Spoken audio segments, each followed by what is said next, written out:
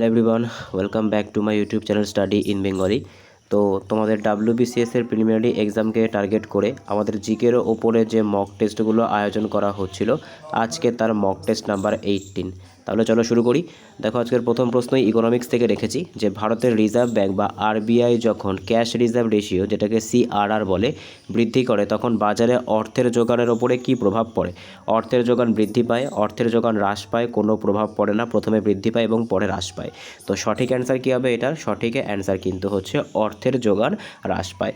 দেখো, আরবিআই কিন্তু বিভিন্ন রকম রেট জারি করে থাকে, তার মধ্যে সবথেকে বেশি ইম্পর্টেন্ট যেটা, সেটা কিন্তু হচ্ছে রেপো রেট। ঠিক আছে, রেপো রেটকেই কী বলা হয়? রেপো রেটকেই কিন্তু রিপারচেসিং অপশান বা পলিসি রেটও বলা হয়ে থাকে।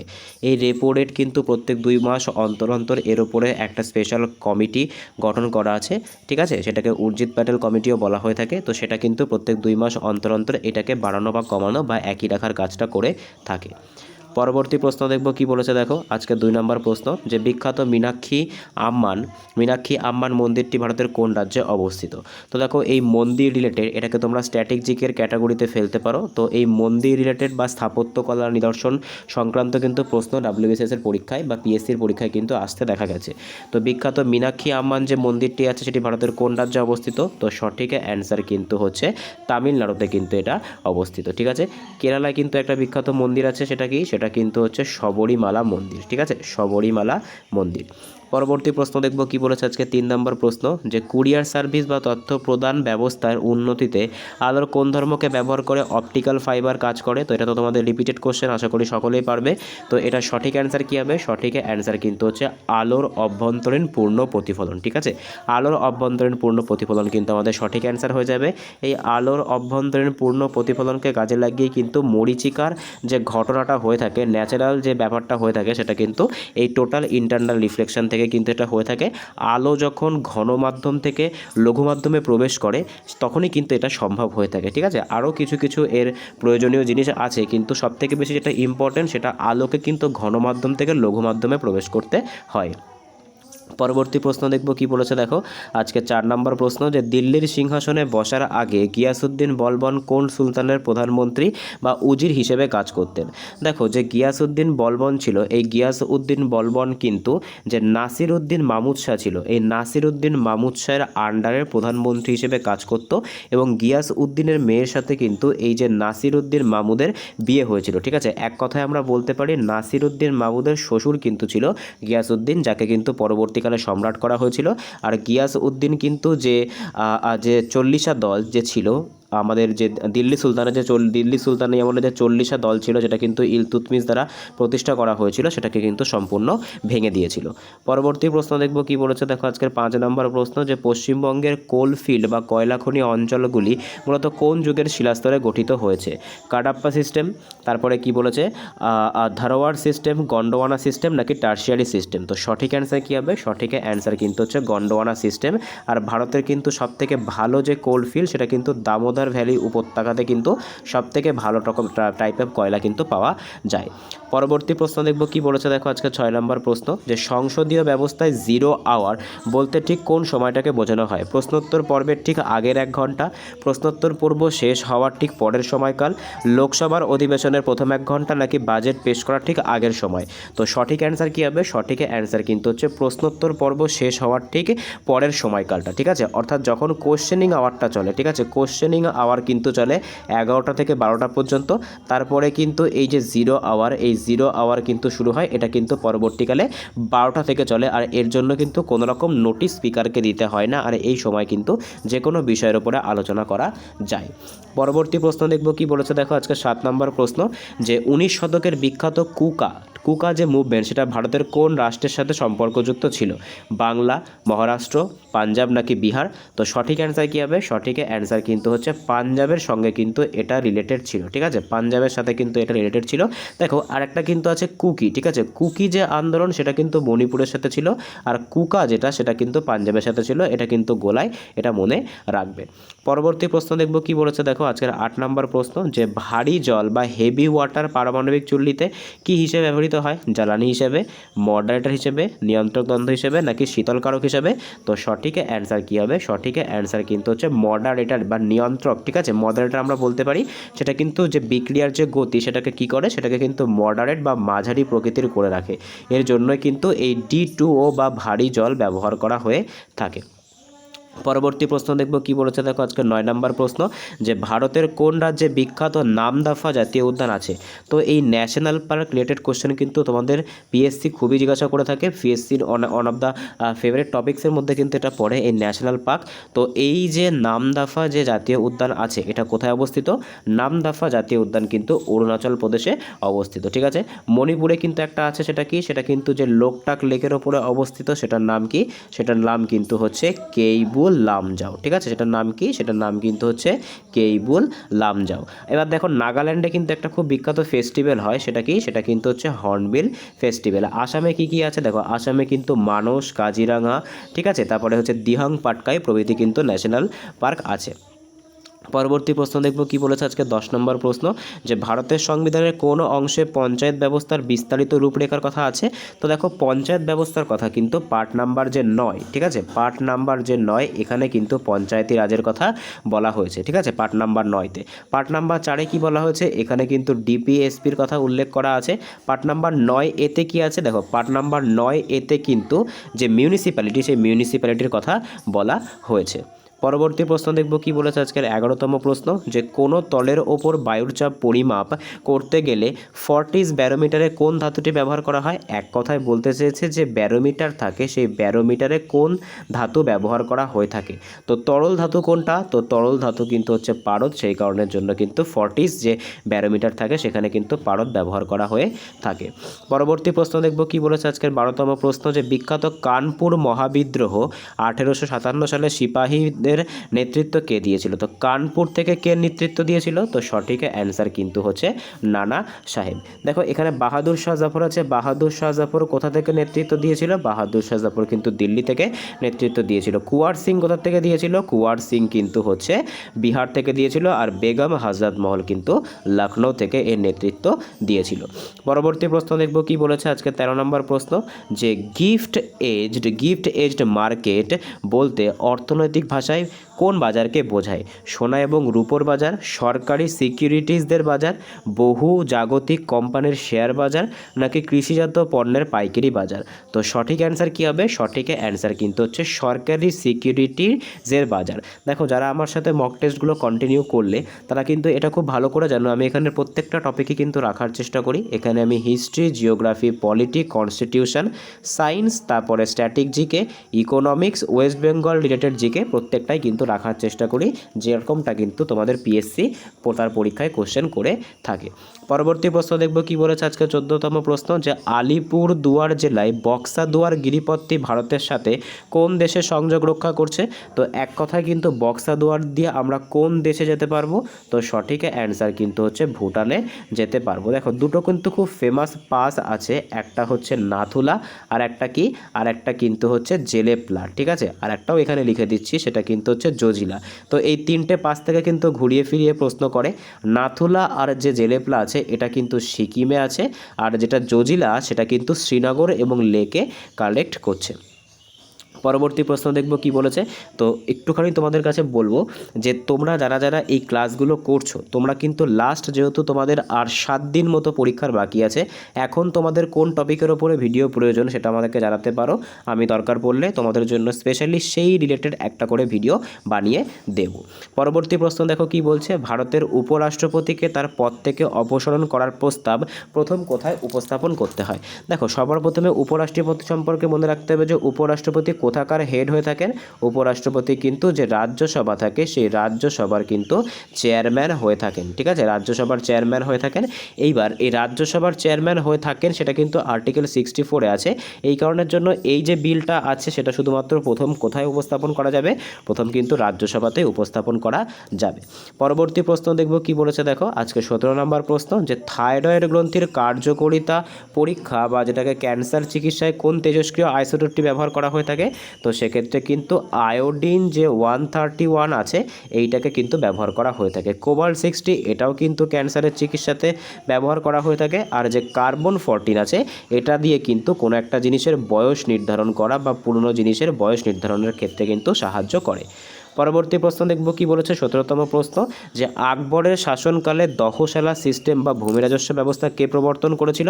তো আকবরের সময় কিন্তু এই যে 10শালা সিস্টেমটা ছিল, যেখানে কিন্তু কি ছিল, যেখানে কিন্তু আমাদের প্রত্যেক 10 বছর অন্তর অন্তর কৃষকদেরকে কিন্তু ট্যাক্স দিতে হতো। তো এটা কার নির্দেশে করা হয়েছিল? এটা কিন্তু আকবরের যে রাজস্ব মন্ত্রী ছিল, যে রাজা টোডরমল, তার ক্ষেত্রে বা তার পরামর্শে কিন্তু করা হয়েছিল। মান সিংহ কে ছিল? মান সিংহ কিন্তু আকবরের যে মন্ত্রী অর্থাৎ যুদ্ধক্ষেত্রে সেনাপতি যিনি ছিলেন তিনি কিন্তু ছিলেন মান সিংহ। আবুল ফজল আর ফৌজি কে ছিলেন কিন্তু কবি। পরবর্তী প্রশ্ন দেখব কি বলেছে, আজকের 18তম প্রশ্ন, যে পঞ্চনদের দেশ পাঞ্জাবের বিশত দোয়াব অঞ্চলটি কোন দুটি নদীর মধ্যবর্তী স্থানে অবস্থিত? বিয়াস এবং শতদ্রু, রাভি এবং বিয়াস, ঝিলাম এবং চিনাব, নাকি সিন্ধু এবং ঝিলাম? তো সঠিক অ্যান্সার কিন্তু হয়ে যাবে বিয়াস এবং শতদ্রু।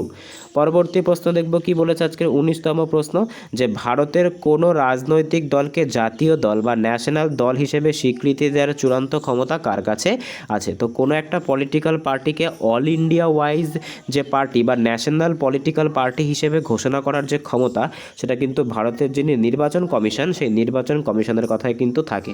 324 নম্বর ধারায় কিন্তু এই নির্বাচন কমিশন সম্পর্কে উল্লেখ করা আছে। পরবর্তী প্রশ্ন দেখব কি বলেছে, দেখো আজকের 20তম প্রশ্ন, যে মানুষের পাকস্থলীতে কোন অ্যাসিডটি নিঃসৃত হয় যা খাদ্য পরিপাক এবং জীবাণু ধ্বংস করতে সাহায্য করে? তো আমাদের যে পাকস্থলী থাকে সেখানে অক্স্যান্টিক যে কোষ থাকে, সেই অক্স্যান্টিক কোষ থেকে কিন্তু লঘু হাইড্রোক্লোরিক অ্যাসিড উৎপন্ন হয়, যা কি করে, যা কিন্তু রোগ জীবাণু ধ্বংস করতে সাহায্য করে। পরবর্তী প্রশ্ন দেখব কি বলেছে, আজকের 21তম প্রশ্ন, যে মহাত্মা গান্ধীর বিখ্যাত ডান্ডি অভিযান কত সালে এবং কোন তারিখে শুরু হয়েছিল? তো এটা কিন্তু যে আইন অমান্য আন্দোলন ছিল, গান্ধীজি পরিচালিত যে আইন অমান্য আন্দোলন ছিল, সেই আইন অমান্য আন্দোলনের কিন্তু একটা অভেদ্য পার্ট ছিল হচ্ছে এটা, এই লবণ সত্যাগ্রহ। এটাকে কিন্তু লবণ সত্যাগ্রহ বলা হয়ে থাকে, ঠিক আছে, লবণ সত্যাগ্রহ কিন্তু বলা হয়। আর এটা কিন্তু 12ই মার্চ 1930 সালে গুজরাটের সবরমতী আশ্রম থেকে শুরু হয় এবং ডান্ডি পর্যন্ত চলে। পুরো যাত্রাপথটাই কিন্তু হেঁটে পার করা হয়েছিল। পরবর্তী প্রশ্ন দেখব কি বলেছে, আজকের 22তম প্রশ্ন, যে মুদ্রার অবমূল্যায়ন বা ডিভ্যালুয়েশন অফ কারেন্সি করা হলে সাধারণত একটি দেশের বৈদেশিক বাণিজ্যে কী প্রভাব পড়ে? আমদানি সস্তা হয়, রপ্তানি দামি হয়, রপ্তানি সস্তা হয়, আমদানি দামি হয়, আমদানি এবং রপ্তানি দুই হ্রাস পায়, নাকি অভ্যন্তরীণ বাজারে মুদ্রাস্তর দ্রুত হ্রাস পায়? তো সঠিক অ্যান্সার কী হবে? সঠিক অ্যান্সার কিন্তু হচ্ছে অপশান বি, রপ্তানি সস্তা হয়ে যাবে, অর্থাৎ যেটা এক্সপোর্ট সেটা কী হবে, সেটা কিন্তু সস্তা হবে, আর যে আমদানি অর্থাৎ ইম্পোর্ট কিন্তু বেশি হবে।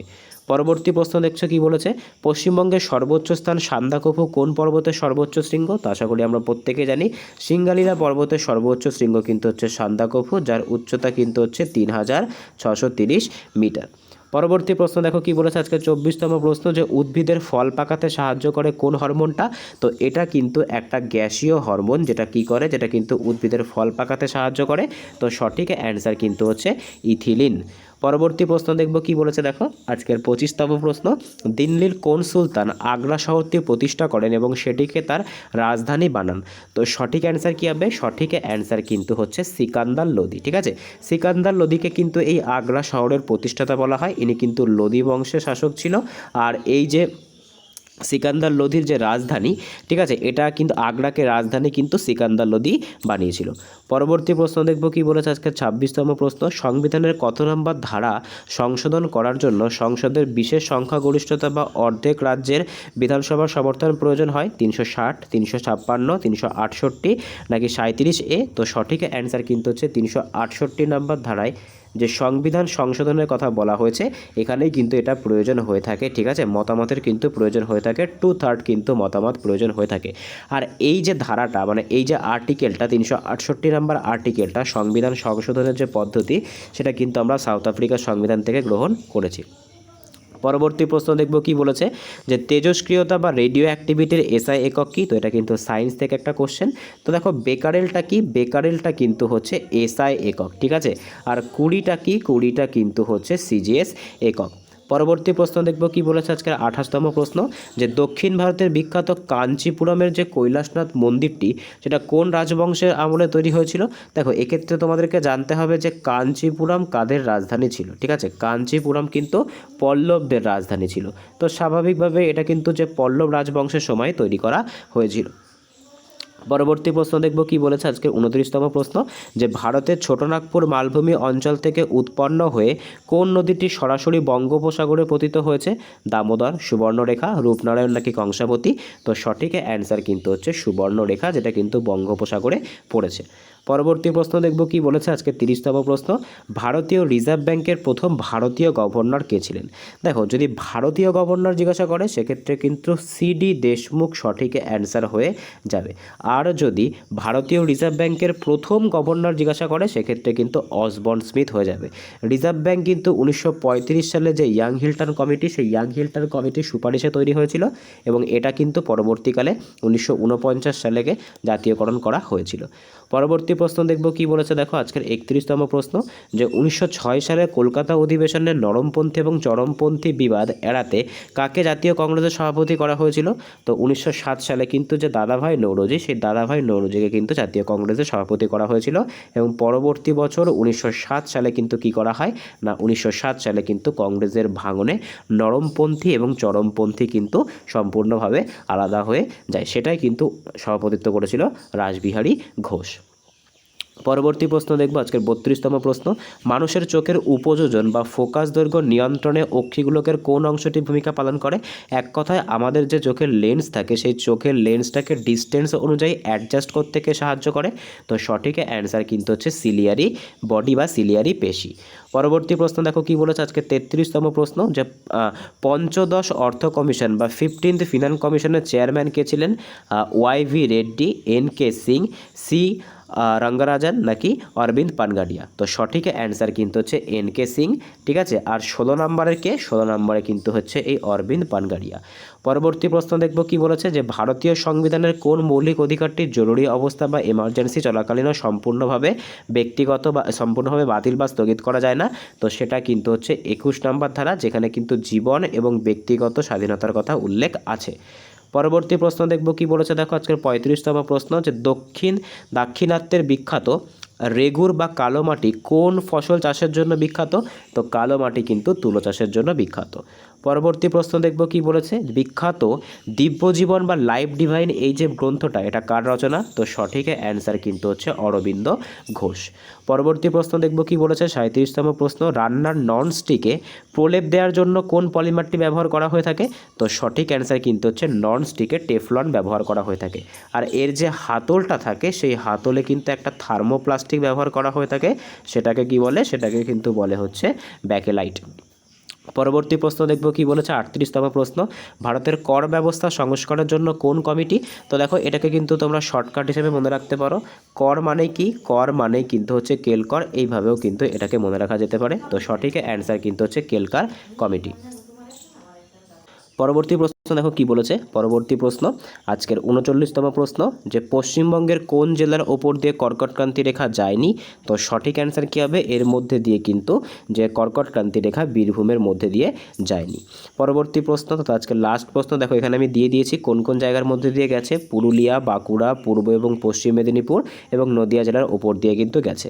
পরবর্তী প্রশ্ন তথা আজকের লাস্ট প্রশ্ন কি বলছে ভারতীয় গণপরিষদ বা কনস্টিটিউয়েন্ট অ্যাসেম্বলির প্রথম অস্থায়ী সভাপতি কাকে বানানো হয়েছিল।